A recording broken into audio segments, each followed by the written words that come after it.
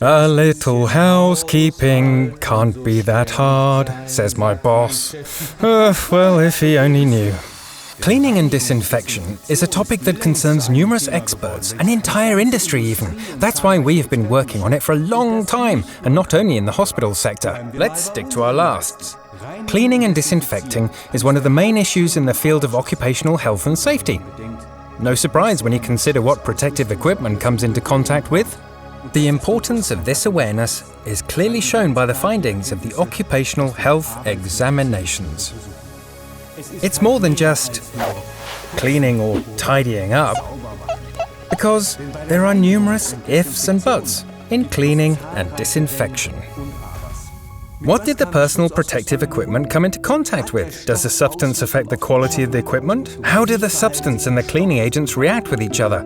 Which cleaning agent do I have to use? Which auxiliary equipment is suitable or necessary for cleaning? How can I tell that the equipment has really been cleaned and disinfected? Which personal protective equipment do I have to wear when cleaning? What are the health risks, etc., etc.? So, hands off the cloth. Effective cleaning is not as easy as it seems. Only professionals should do it, as they learn it from scratch, and they follow this health and safety management system. The health and safety management system helps to find the right approach and guarantees the ultimate goal: the design of safe and healthy work systems. So, be clean. Vigilant, of course.